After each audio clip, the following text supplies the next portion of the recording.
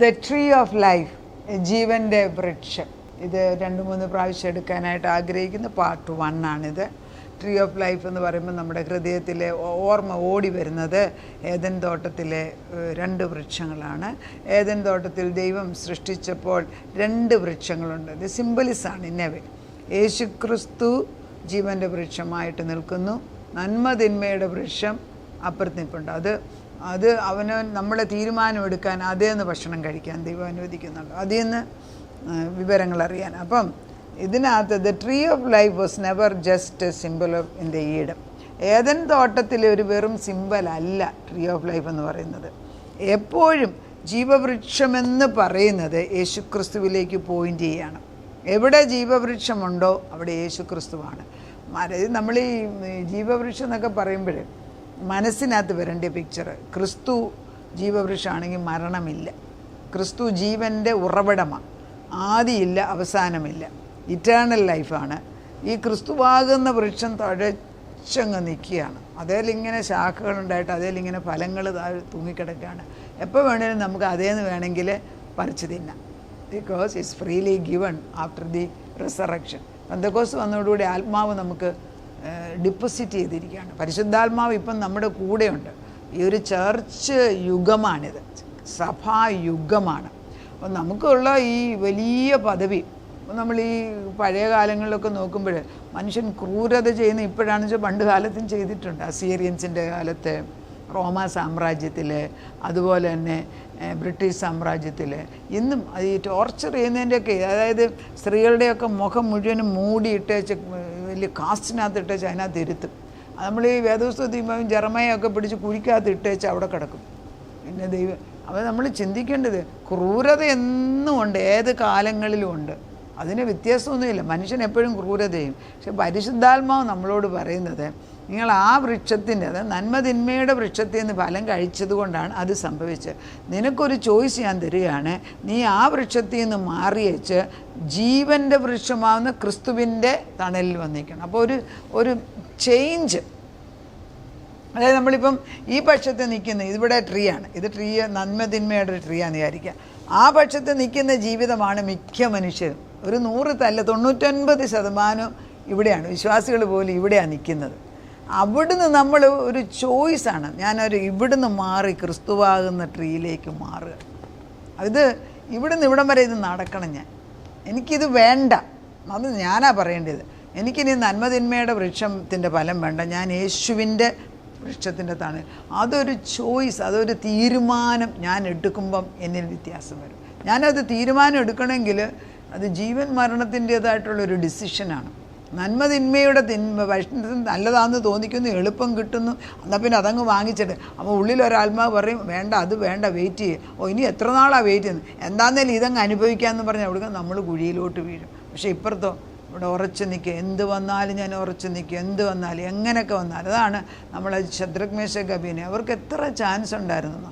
എപ്പോഴും ഈ വിശ്വാസം, യേശുവിനെ തള്ളിപ്പറ എന്ന് പറയുമ്പോൾ ഈ ശദ്രക് മേശക് അബേദ്നേഗോനോട് അവരുടെ രാജാവിൻ്റെ വിഗ്രഹത്തിന് മുമ്പിൽ മുട്ടുകുത്താൻ പറയുമ്പോൾ അവർ പറഞ്ഞു ഞങ്ങൾ ചെയ്യത്തില്ല, ഞങ്ങളുടെ ദൈവം രക്ഷിക്കുന്ന ആദ്യം പറഞ്ഞു. പക്ഷെ രണ്ടാമതൊരാത്മാവ് വീണ്ടും പറയുന്നു ഞങ്ങളുടെ ദൈവം രക്ഷിച്ചില്ലേലും ഞങ്ങൾ ഈ വിഗ്രഹത്തിൻ്റെ മുമ്പിൽ മുട്ടുമടക്കത്തില്ല. എത്ര പേർക്ക് അങ്ങനെ പറയാനൊക്കും? ഇതൊക്കെ എല്ലാ ദിവസവും നമുക്കുണ്ടാകുന്ന ചോയ്സുകളാണ്. പറയാൻ എളുപ്പമാണ്, ചെയ്യാൻ എളുപ്പമല്ല. പക്ഷെ ചെയ്യുന്ന എപ്പോഴാണെന്നറിയോ? പരിശുദ്ധാത്മാവ് വരുമ്പോൾ. അങ്ങനെയാണ് നമ്മൾ ജീവിക്കുന്നത്. പിന്നെ ഏറ്റക്കുറവൊക്കെ ഉണ്ടാകുന്നുണ്ട്, അതൊക്കെ ദൈവം അങ്ങ് ക്ഷമിക്കുകയാണ്. അപ്പം ഈ ജീവനദി നമ്മുടെ ജീവിതത്തിലേക്ക് ഒഴുകണം. ഈ ജീവൻ്റെ വൃക്ഷത്തിൽ നിന്ന് വരുന്നതായ ഫലം അനുഭവിക്കുമ്പം അവിടെ ഒരു വരൾച്ച മാറിയിട്ട് ക്രിസ്തുവിൻ്റെ ജീവിതം എന്നിക്കൂടെ ഒഴുകുകയാണ്. ആ ജീവനദി ഒഴുകുമ്പം ചങ്ങലകൾ പൊട്ടും, പരിശുദ്ധാത്മാവിനെ പ്രാപിക്കും. മക്കളെ പരിവർത്തനം ചെയ്ത് അവരുടെ ഈ ചില ഏരിയയിൽ അവരിങ്ങനെ വലിഞ്ഞു കെട്ടിരിക്കുന്നതെല്ലാം പരിവർത്തനം ചെയ്യും. പാപത്തിൻ്റെയും ശാപത്തിൻ്റെയും രോഗങ്ങൾ, വികടബുദ്ധിയൊക്കെ അഴിഞ്ഞു പോകും. ഹൃദയദൃഷ്ടി നമ്മൾ തുറക്കും. ദൈവം തമ്പുരാൻ നമ്മുടെ മക്കളുടെയും ഹൃദയദൃഷ്ടി തുറക്കും. അപ്പം ദൈവാത്മാവ് പറയുന്നത് നമ്മൾ ദൈവത്തിൻ്റെ നന്മകൾ നമ്മുടെ ആത്മാവിനാൽ കാണാൻ തുടങ്ങും. അപ്പോൾ ദൈവം പോലും നല്ലവനെന്ന് അറിയണമെങ്കിൽ നമുക്ക് ദൈവത്തിൻ്റെ ആത്മാവ് വരണം. ഇത് ജീവവൃക്ഷത്തിൻ്റെ അടുക്ക വരണം. ഈ നന്മതിന്മയുടെ ഫലം ജീവിച്ച് കഴിച്ചിട്ട് എനിക്ക് ഒരു പ്രയോജനം ഇല്ലയെന്ന് മനസ്സിലാക്കുന്ന എപ്പോഴാണെന്ന് ചോദിച്ചാൽ പലപ്പോഴും പ്രശ്നം വരുമ്പോഴാണ്. നമ്മൾ വിചാരിക്കും എനിക്ക് ആൾ സഹായിക്കാനുണ്ട്, അവിടുത്തെ വലിയ ആളിനെ എനിക്കറിയാം, ഡോക്ടറിനെ, ഏറ്റവും വലിയ ഡോക്ടറിനെ എനിക്കറിയാം, അവിടുത്തെ വലിയ പോലീസിനെ എനിക്കറിയാം. വെറുതെ ഒരാപത്ത് വരുമ്പം അവരുടെ വെട്ടം പോലും അവിടെ കാണൂല. അന്നേരം നമ്മൾ മനസ്സിലാക്കും, അയ്യോ ഇത്ര നാൾ ആശ്രയിച്ചത് വെറുതെ ആയിപ്പോയല്ലോ. അന്നേരം ഒരാശ്രയം ഇല്ല എന്ന് പറയുമ്പോൾ നീ മുട്ടുമടക്കുന്ന നിമിഷത്തിൽ ദൈവം നമ്മുടെ മുമ്പിൽ വന്ന് നിൽക്കുക. അപ്പോഴാണ് ഈ ജീവവൃക്ഷത്തെക്കുറിച്ച് നമ്മൾ പഠിക്കുന്നത്. അപ്പം നമ്മൾ മനസ്സിലാക്കേണ്ടത് there is A connection between the garden of Eden, the Lord supper and the resurrection of Jesus Christ. 3 കാര്യങ്ങളാണ്. ഗാർഡൻ ഓഫ് ഈഡനിലെ ജീവവൃക്ഷവും, പിന്നെ കർത്താവിൻ്റെ കർത്തൃമേശ അല്ലെങ്കിൽ കുർബാന അനുഭവിക്കുന്നത് ലാസ്റ്റ് സപ്പർ, കർത്താവിൻ്റെ അതുപോലെ കർത്താവിൻ്റെ ഉയർപ്പും തമ്മിൽ കണക്ഷനുണ്ട്. എല്ലാം കണക്റ്റഡാണ്. അപ്പം നമ്മൾ ഏദൻ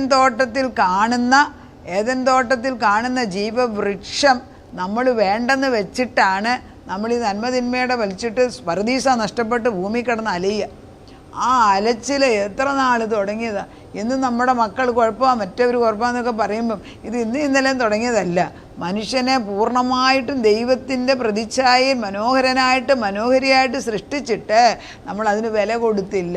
അതുതന്നെയാണ് ഞാനിപ്പോഴും പറയുന്നത്. നമുക്ക് ദൈവം എന്തെല്ലാം നന്മ ചെയ്ത് തന്നിട്ടുണ്ടോ അതിന് നന്ദിയുള്ളൊരു ഹൃദയം നമ്മളിൽ സൃഷ്ടിക്കുന്നില്ല എങ്കിൽ അയ്യോ നമ്മുടെ ജീവിതം വൃഥാവായി പോകും. നന്ദി പറയുന്നൊരു ഹൃദയം ക്രിയേറ്റ് ഇൻ മീ എന്നാ പിന്നെ ദാവീദ് 51 പറഞ്ഞ്, എന്നിൽ ഒരു സ്ഥിരതയുള്ളൊരാത്മ, നന്ദിയുള്ളൊരു ഹൃദയം, create in me A pure heart. എന്നെ നന്ദിയുള്ളതും സ്നേഹിക്കുന്ന ഒരു ഹൃദയം എനിക്ക് നട്ട് തരണമെന്ന്. ക്രിയേറ്റ് അവ ഉണ്ടാകത്തില്ലെന്നല്ലേ, തന്നെ ഉണ്ടാവൂല. നമ്മളൊന്ന് പ്രാർത്ഥിക്കാനിരുന്ന് തന്നെ പ്രാർത്ഥിക്കൂല. ആത്മാവിൻ്റെ പ്രചോദനമില്ലെങ്കിൽ നമ്മൾ ഇരിക്കത്തില്ല. വചനം വായിക്കുക. ഇപ്പോൾ വചനം തന്നെ പറയുന്നു, പരിശുദ്ധാത്മാവിൻ്റെ ശക്തിയില്ലെങ്കിൽ എനിക്ക് പറയാനൊക്കത്തില്ല. പക്ഷേ ഒഴുക്ക് ഞാൻ കാണും, ജീവനദി ഒഴുകുന്നത് ആത്മാവ് ഏറ്റെടുത്തിരിക്കുകയാണ്. നമ്മളൊരു ചാനലായി മാറി. അതാണ് പാനീയ യാഗമെന്ന് പറയുന്നത്. അതാണ് നമ്മളെ തന്നെ ക്രിസ്തുവിന് വേണ്ടി കൊടുക്കും. ക്രിസ്തു നമുക്ക് തന്നിരിക്കുന്ന താലന്തുകൾ ഇല്ലാത്തതിൽ ചെയ്യിപ്പിക്കത്തില്ല. ദൈവം ഇട്ട താലന്തിൽ കൂടെ നമ്മളങ്ങനെ ഷൈൻ ചെയ്യും. എല്ലാ താലന്തും എല്ലാവർക്കും ഇല്ലല്ലോ. നിനക്ക് തന്നത് 5 തന്നവനോട് 5 കൂടെ ചോദിക്കത്തുള്ളൂ, 3 ഉള്ളവനോട് 3 കൂടെ, 1 ഉള്ളവനോട് 1 ചോദിക്കൂ. ആ വിശ്വസ്തതയെങ്കിലും കാണിക്കാൻ നമുക്ക് ഒത്തില്ലെങ്കിൽ എന്ത് സങ്കടമല്ലേ. അപ്പം നമ്മൾ മനസ്സിലാക്കേണ്ടത് ആദം ഏദൻ തോട്ടത്തിൽ വെച്ചിരിക്കുന്ന ഈ നന്മതിന്മയുടെ വൃക്ഷത്തിൻ്റെ ഫലം കഴിക്കുമ്പോൾ നീ മരിക്കുമെന്ന് ദൈവം തമ്പുരാൻ പറഞ്ഞു. പക്ഷേ ദൈവം പറഞ്ഞിട്ട് ഔവ്വ പറഞ്ഞ പ്രകാരം ഔവ്വയുടെ പ്രചോദനത്തിൽ ആദം നന്മതിന്മയുടെ ഫലം കഴിച്ചപ്പോൾ എന്ത് സംഭവിച്ചു? സംഭവിച്ചത് എന്താണ്? അവരുടെ തന്നെ അവരിലുള്ള ദൈവാത്മാവ് നഷ്ടപ്പെട്ടു. എന്നിലുള്ള ദൈവാത്മാവ് നഷ്ടപ്പെടുമ്പോൾ പിന്നെ ഞാൻ ദൈവത്തെ കാണുന്നത്, അതായത് മൂടുപാട്, നമ്മൾ പിന്നെ ദൈവത്തെ കാണുന്നത് കാണാൻ വയ്യാത്ത കണ്ണാടി വെച്ച് നോക്കുന്ന പോലെ. ദൈവം ആരും നമുക്ക് അറിഞ്ഞുകൂടാതായി. പിന്നെ ഞാൻ പറയുന്ന പോലത്തെ ദൈവത്തെ ഉണ്ടാക്കി വെക്കുക. അപ്പോൾ ദൈവം ക്രൂരനായിട്ട് തോന്നിക്കും, ദൈവം നന്മയില്ലാത്ത ദൈവമായിട്ട് നോക്കും, ദൈവം പ്രതികാരമുള്ള ദൈവം, ഇതൊക്കെ നമുക്ക് തോന്നാൻ തുടങ്ങി. കാരണം ദൈവത്തിൻ്റെ സ്വഭാവത്തിൽ നിന്ന് നമ്മളങ്ങ് മാറിപ്പോയി. അപ്പം ദൈവത്തിൻ്റെ അനുസരണക്കേടിനാൽ ആദ്യം നന്മതിന്മയുടെ വൃക്ഷത്തിൻ്റെ ഫലം കഴിച്ചപ്പോൾ അവൻ്റെ കണ്ണ് തുറന്നു. പക്ഷെ കണ്ണ് തുറന്നത് നന്മയ്ക്കല്ലാതായിപ്പോയി. കണ്ണ് തുറന്നത് മരണത്തിലേക്കും പാപത്തിലേക്കും നഗ്നതയിലേക്കും പിന്നെന്താ അവൻ ഒളിച്ചിരിക്കുന്ന അവസ്ഥയിൽ. ദൈവത്തിലോട്ട് ഓടി വന്നുകൊണ്ടിരുന്ന ആള് ഇപ്പം നണ്ട ഓടിപ്പോവുകയാണ്. ഇന്നലെ വരെ ഓടി അടുത്ത് വരും. ദൈവത്തിൻ്റെ കാലം ചേർക്കുമ്പോൾ ഇവർ ഓടി വരുമായിരുന്നു. അങ്ങനെയല്ലേ ചില കൂട്ടുകാർ, നമ്മളങ്ങോട്ട് ചെല്ലുന്ന അറിയുമ്പോഴത്തേക്ക് വീടും പരിസരം ഉള്ളതൊക്കെ ഉണ്ടാക്കി വെച്ചിരിക്കുക. അങ്ങനെയുള്ള കൂട്ടുകാരെനിക്കുണ്ട്. നമ്മളങ്ങോട്ട് ചെല്ലുമ്പോൾ നമുക്ക് അങ്ങോട്ട് പോകുമ്പോൾ കിട്ടണം എന്നുള്ള ആഗ്രഹത്തില്ല, നമ്മളെ കാണാനുള്ള ആഗ്രഹം. അവർ നമ്മുടെ അടുക്കലോട്ട് പോയി നമ്മളൊന്ന് അങ്ങോട്ടും ഇങ്ങോട്ടും ഹഗ് ചെയ്യും, നമ്മളൊന്ന് സ്നേഹിക്കും. നമ്മൾ ചെറിയ കാര്യങ്ങളാണെങ്കിലും വലുതാണെങ്കിലും അങ്ങോട്ടും ഇങ്ങോട്ടും പങ്കു ചെയ്യും. എന്തൊരു സന്തോഷം! അത് ദൈവ സന്തോഷം. അതല്ല വേറെ മിക്കവർ വരുന്നുണ്ട് ശല്യം, ഇല്ലേ? ശല്യങ്ങൾ വരുന്നുണ്ടെന്ന് ചിന്തിക്കുക. എന്താ? ആത്മാവിൻ്റെ പകർച്ചയില്ല. ഞാൻ പറയുന്നത് ദൈവാത്മാവിൽ നടത്തുന്നവൻ ദൈവാത്മാവുള്ളവരെ കാണുമ്പം തിരിച്ചറിയും. കർത്താവ് നമ്മളോടൊരു കാര്യം പറഞ്ഞോ അതനുസരിക്കണം. നന്മതിന്മയുടെ വൃക്ഷത്തിൻ്റെ ഫലം കഴിച്ചത് തിന്മയ്ക്കായി മാറി. അതോടുകൂടി ആത്മാവ് നശിച്ചു, നിത്യജീവൻ ഇല്ലാതായി, നഗ്നനെന്ന് തോന്നി. പിന്നെ പറഞ്ഞു, എന്തോ എനിക്ക് നിന്നെ ഭയമായിരുന്നു. ഇത് ഇന്നലെ പറഞ്ഞു ദൈവം മാറിയില്ല. നമുക്ക് ദൈവത്തെ ഭയമായിട്ട് തോന്നിക്കുന്നു. അങ്ങനെയല്ലേ നമ്മുടെ മക്കൾ പറയുന്നത്, അങ്ങനെയല്ലേ സമൂഹം പറയുന്നത്, അങ്ങനെയല്ലേ സഭകളും പഠിപ്പിക്കുന്നത്. ഈ പ്രതികാരം ചെയ്യുന്ന ദൈവമാണ്. ശരി, നീ ഏത് കുഴിയിൽ കിടക്കുന്നെങ്കിലും നീ മാനസാന്തരപ്പെട്ട് തിരിച്ചു വാ. വിളിക്കുകയാണ്, എന്നും വിളിക്കുന്ന വിളി അയക്കുക. അതാണ് ഈ ഷോഫർ കോൾ എന്ന് പറയുന്നത്. യഹൂദൻ്റെ ഇടയ്ക്ക് ഷോഫർ കോളുണ്ട്. അതായത് ഈ ആടിൻ്റെ കൊമ്പെടുത്തിട്ട് അവർ ഉത്സവങ്ങളിലെല്ലാം ഈ ഷോഫർ വിളിക്കും. ട്രംപറ്റ് കോൾ എന്ന് പറയും ഷോഫർ വിളിക്കുന്നത്. അതായത് അവർ കാഹളധ്വനി അയക്കുന്നതിൻ്റെ ഉദ്ദേശം, ഹിയർ ഈ ഇസ്രായേൽ ജനതയെ ശ്രദ്ധിക്കുക, എന്തോ നന്മ വരാൻ പോകുന്നു, അല്ലെ ദൈവം എന്തോ പറയാൻ പോകുന്നു, അതിന് ചെവി തരിക എന്നുള്ളതാണ് ഈ ഷോഫർ കൊണ്ട് ഉദ്ദേശിക്കുന്നത്. എന്നാൽ 3 തരത്തിൽ ഷോഫർ വിളിക്കുന്ന പരിപാടിയുണ്ട്. ഒന്ന്, അവർ പറയുന്നത് ദൈവം മനുഷ്യനുമായിട്ട് സന്തോഷിക്കുന്ന സമയം ഉണ്ടായിരുന്നു. എന്നാൽ പാപം ചെയ്തപ്പം മനുഷ്യൻ ഭൂമിയിലേക്ക് പരദീസയിൽ തള്ളപ്പെട്ടപ്പം പിന്നെ അവൻ കരയാണ്. അതാ രണ്ടാം ഷോഫർ കരച്ചിലിൻ്റേതാണ്. 3-ാം ഷോഫർ ദൈവം ക്രിസ്തു വന്നിട്ട് നമ്മളെ തിരിച്ചെടുത്താണ്. അപ്പം പിന്നെ നീണ്ട ഒരു വിളിയാണ്. ആ വിളി ജയത്തിൻ്റെയാണ്. ദൈവവുമായിട്ട് തൻ്റെ ആടുകൾ ഒന്നിച്ചു, തൻ്റെ ജനത ഒന്നിച്ചു. ഇതൊക്കെ വേദപുസ്തകത്തിൽ എഴുതിയിരിക്കുന്ന സത്യമാണ്. അപ്പം ജീവവൃക്ഷത്തിൻ്റെ തണലിൽ ഞാൻ വേറെങ്ങും നിൽക്കത്തില്ല. ജീവവൃക്ഷത്തിൻ്റെ തണലിലേക്ക് ഞാൻ കടന്നു നിന്നു. യേശുവിൻ്റെ കൂടെയുള്ള ജീവിതം മാത്രം മതി.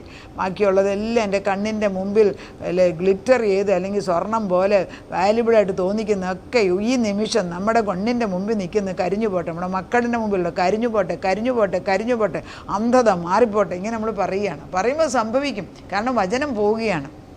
ഈ സത്യങ്ങൾ മനസ്സിലാക്കുമ്പോഴാണ് നമ്മളിൽ വിടുതൽ വരുന്നത്. അപ്പം ദൈവം നമ്മളോട് പറയുന്നത് everything is redeemed by the living God. എന്നാൽ നമ്മൾ ഈ 2 തരത്തിൽ കാണണം. ഈ നിത്യമായ ജീവനെ നഷ്ടപ്പെട്ടത് പിന്നെ യേശുക്രിസ്തു വന്നപ്പോൾ നിത്യമായ ജീവനെ ക്രിസ്തുവിൽ നമുക്ക് തിരിച്ചു തരുന്നു. ക്രിസ്തുവിൽ തിരിച്ചു വരുമ്പം നമ്മുടെ ഹൃദയത്തിന് തീ കത്തും. അത് നമ്മൾ തന്നെ ഈ യേശുവിൻ്റെയൊക്കെ പടം നോക്കിയിട്ടുണ്ട്. എപ്പോഴും മാതാവിൻ്റെയൊക്കെ പടം വരച്ചിട്ടുണ്ട്. അവരുടെ എല്ലാം ഹാർട്ട് പുറത്താണ്. പക്ഷേ ഒരു പ്രത്യേകം നമ്മൾ നോട്ട് ചെയ്തിട്ടുണ്ട്, ഹൃദയം ഇങ്ങനെ തീ കത്തിക്കൊണ്ടിരിക്കും. മുകളിൽ ഇതിനുണ്ട് തീ കത്തണം. ഹൃദയം ചുമ്മാ എന്നിട്ട് ഒരു ഗുണമില്ല, തീ കത്തിക്കൊണ്ടിരിക്കും. ആണോ? തീ കത്തുന്നുണ്ടോ? ഇത് പറയുമ്പോൾ തീ കത്തുന്നുണ്ടോ? തീ കത്തിക്കണം. ഇപ്പം ഞാൻ തീ കത്തുന്നില്ലെങ്കിൽ തീ കത്തുന്ന ഒരാളുടെ അടുക്ക പോയി നമ്മളും തീ കത്തും. ഇപ്പോൾ ഒരു ചിരട്ട കത്തിച്ചാൽ, ഞാനിപ്പോൾ ഒരു ചിരട്ട കത്തിച്ചാൽ അത് കത്താൻ സമയം വേറെണ്ണം കൂടെ വെച്ച് എത്ര എണ്ണം വേണേലും പിന്നെ കയറ്റി വെക്കാം, അതെല്ലാം കത്തും. ഒരാളെങ്കിലും കത്തണേ, ഒരാളെങ്കിലും എൻ്റെ ഭവനത്തിൽ ഒരാളെങ്കിലും കത്തണേ. തലമുറയായിട്ട് ശാപമുള്ള ചില ഭവനങ്ങളുണ്ട്. എനിക്ക് സങ്കടം. നമ്മളൊന്നും അവിടെ ധൈര്യമായിട്ട് പോയി പ്രാർത്ഥിക്കത്തില്ല. എൻ്റെ അമ്മയുടെ കാലത്ത് പോകും, ഞാൻ തന്നെയാകുമ്പോൾ ഞാൻ അങ്ങനെ പോകാറില്ല.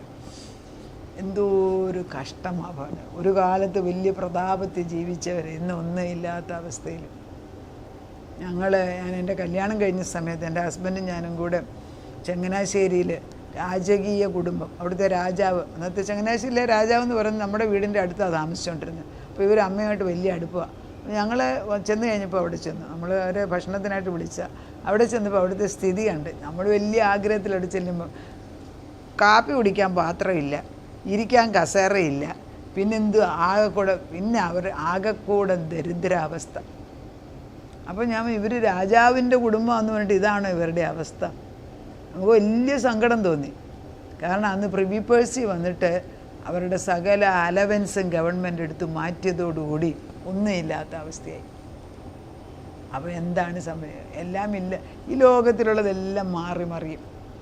ഒന്ന് മാത്രം നിലനിൽക്കുന്നതുണ്ട്, ദൈവത്തിലുള്ള വിശ്വാസം. നമ്മൾ ദൈവത്തിൽ ഉറച്ചു നിൽക്കണം. ജീവനുള്ള ദൈവത്തിൻ്റെ അടുക്കൽ വന്ന് ദൈവവുമായിട്ടുള്ള ബന്ധം, ക്രിസ്തു ക്രൂശിന്മേൽ നേടിയത് ദൈവവുമായിട്ട് പിതാവുമായിട്ടുള്ള ബന്ധം തിരിച്ചു തരികയാണ്. അപ്പോൾ ഈ ദൈവത്തിൻ്റെ സുവിശേഷം എന്ന് പറയുന്നത് it's A restoration filled with revelation. The resurrection of Christ is not only victory over death, it was the reopening of what man lost in the garden. അതാണ് ക്രിസ്തുവിൻ്റെ ഉയർത്തെഴുന്നേൽപ്പെന്ന് പറയുന്നതും ക്രിസ്തുവിൻ്റെ സ്വർഗാരോഹണവും ചെറിയ കാര്യമല്ല. എന്താ സംഭവിച്ചത്? നഷ്ടപ്പെട്ടതായ പറുദീസ എനിക്ക് നിങ്ങൾക്കും തിരിച്ചു തരുന്നതാണ്. അപ്പോൾ പെന്തക്കോസ്ത് എന്ന് പറയുന്നത് വലിയൊരു അനുഭവമാണ്. ചർച്ചിൻ്റെ ബർത്ത്ഡേ ആണ് പെന്തക്കോസ്ത്. അപ്പോൾ നമ്മളൊരു പുതിയ സഭയാകുന്ന പുതിയ കർത്താവിൻ്റെ മണവാട്ടി സഭയായി മാറി. നമുക്ക് ദൈവവുമായിട്ട് ആക്സസ് ഉണ്ട്, അതായത് കർത്താവുമായിട്ട് അടുത്ത് ചെല്ലാനുള്ള അവകാശമുണ്ട്. എത്ര പേരത് കണ്ടിട്ടുണ്ട്? എത്ര പേര് കാണണം ആഗ്രഹിക്കുന്നുണ്ട്? പദവി, ഇതൊക്കെ അബ്സല്യൂട്ട് ട്രൂത്തുകളാണ് ഞാൻ ഈ പറയുന്നത്. കുറച്ച് പേരെങ്കിലും ഇത് അബ്സോർവ് ചെയ്യുന്നുണ്ട്. കുറേ പേരൊക്കെ ആത്മാവിൽ വളരുന്നത് ഞാൻ കാണുന്നുണ്ട്. ദൈവം നിങ്ങളെല്ലാവരെയും അനുഗ്രഹിക്കട്ടെ. നമുക്ക് പ്രാർത്ഥിക്കാം. അതാ നിൻ്റെ മുൻപിലേക്ക് ഓടി വരികയാണ്, ഓടി ഓടി ഓടി വരികയാണ്. വേറെ 2 വൃക്ഷമുണ്ടെന്ന് ഇപ്പം മനസ്സിലായി. ഒന്ന് ക്രിസ്തുവാകുന്ന ജീവൻ്റെ വൃക്ഷം, 2 നന്മതിന്മയുടെ വൃക്ഷം. ഞങ്ങൾക്ക് നന്മതിന്മയുടെ വൃക്ഷം വേണ്ടാന്ന് ഞങ്ങൾ പറയുന്നു. എനിക്കും എൻ്റെ ഭവനത്തിനും അത് ആവശ്യമില്ല. ഞങ്ങൾ ഏറ്റു പറയുന്നു. അതിന്മേലുള്ള ഫലം ഇനി കഴിക്കാൻ അനുവദിക്കല്ലേ. അത് വേരോടെ പറിച്ച് കളഞ്ഞിട്ട് കിഴക്ക് പടിഞ്ഞാറുന്നു പറിച്ചു ദൂരെ കളയാപ്പിച്ച എടുത്ത് കളഞ്ഞിട്ട് ഒരൊറ്റ വൃക്ഷം മാത്രം. കർത്താവേ, വേണ്ടാത്തത് എടുത്തു കളയാൻ പ്രാർത്ഥിക്കാനെങ്കിലുമുള്ള വിവേകം തരുന്നതിന് നന്ദി. നന്മതിന്മയുടെ വൃക്ഷത്തിൻ്റെ ഫലം കഴിച്ചിട്ട് മനുഷ്യൻ പട്ടിയെപ്പോലെ അധ്വാനിച്ചിട്ട് അനുഭവിക്കാൻ വയ്യാത്ത ഒരു വൃക്ഷം നട്ടിട്ട് ഫലം അനുഭവിക്കാത്ത ഗതികേട്, പൈസ ഉണ്ടാക്കിയിട്ട് അനുഭവിക്കാൻ വരുമ്പോഴും അസുഖം വരിക, ഒന്ന് സന്തോഷിക്കാമെന്ന് വരുമ്പോൾ ദുഷ്ടൻ വന്ന് വീട്ടിനകത്ത് കലക്കം ഉണ്ടാക്കുക. ഇതൊക്കെ പിശാചിൻ്റെയാണ്. അതെല്ലാം ഈ വേണ്ടാത്ത വൃക്ഷത്തിൻ്റെ ചുവട്ടിൽ നിന്ന് കഴിച്ചതുകൊണ്ട് അത് ഞങ്ങൾ വെറുക്കുന്നു കർത്താവേ. പകരം നന്മതിന്മയുടെ വൃക്ഷത്തിനെ വെട്ടിമാറ്റിയേച്ച് പകരം ക്രിസ്തുവാകുന്ന ജീവവൃക്ഷത്തിൻ്റെ ചുവട്ടിൽ ഞങ്ങൾ തീരുമാനമെടുത്ത്, മനസ്സുകൊണ്ടും ദേഹം ദേഹി ആത്മാവ് ഒരുപോലെ തീരുമാനമെടുത്ത് നിൻ്റെ വൃക്ഷത്തിൻ്റെ ചുവട്ടിൽ വന്ന് നിൽക്കുന്നു. ഇവിടുന്ന് ഒരു ജീവനദി ഒഴുകണം. ഇവിടുന്ന് മാത്രം വരണ്ട ദേശത്തേക്ക് ഈ വെള്ളം ഒഴുകണം. ഈ വെള്ളം ഒഴുകുമ്പോൾ സുനാമി പോലെ വന്നിട്ട് മറ്റു വല്ലതും അവിടെ കിളുത്ത് നിൽപ്പുണ്ടെങ്കിൽ അത് പറിച്ച് ദൂരെയും കളയണം. എന്നിട്ടൊരു പുതിയ ജീവൻ, പുതിയൊരു ശക്തി, പുതിയൊരാത്മാവ് പ്രവർത്തിക്കട്ടെ. പക്ഷേ നാഥൻ പ്രാർത്ഥന കേട്ട് ഞങ്ങളെ ബലപ്പെടുത്തി നിത്യമായ നിൻ്റെ സ്നേഹത്തിലേക്ക്, ആ ജീവനദിക്ക് അകത്ത് കുളിച്ചു പൊങ്ങുന്ന മക്കളാക്കി ഞങ്ങളെ മാറ്റണം. ഇത് തലമുറമേൽ പാസ് ചെയ്യാണ്. ഇത് ഉലക സ്ഥാപനത്തിന് മുമ്പേ അപ്പച്ചൻ തീരുമാനിച്ചാണ്. ആരെയാണ് നീ ദത്തെടുത്തതെന്ന് എനിക്കറിഞ്ഞുകൂടാ. പക്ഷേ ഞങ്ങൾ പ്രാർത്ഥിക്കുമ്പോൾ നീ ഏറ്റെടുക്കും എന്നുള്ളതിന് സംശയമില്ല. ഞങ്ങൾ പ്രാർത്ഥിക്കുന്നു, ഞാനും എൻ്റെ കുടുംബമോ ഞങ്ങളെ യഹോവയെ സേവിക്കുന്നവരും. എൻ്റെ ആത്മാവിൻ്റെ മുമ്പിൽ, എൻ്റെ ആത്മാവിൻ്റെ ശക്തിയുടെ മുമ്പിൽ ഒരു ശക്തി നിൽക്കത്തില്ല. He that is in me is greater than the one in this world. ഈ ലോകത്തിലുള്ള സകല ശക്തിയെക്കാട്ടിലും വലുതാണ് എൻ്റെ ആത്മാവ്. അതുകൊണ്ട് ഞങ്ങൾ നിന്നിൽ ആശ്രയിക്കുന്നു. അനുഗ്രഹിച്ചാട്ടപ്പച്ച. പ്രാർത്ഥന കേട്ട് ഉത്തരം തന്നതിന് നന്ദി. യേശുക്രിസ്തുവിൻ്റെ പുണ്യനാമത്തിൽ തന്നെ. ആമേൻ.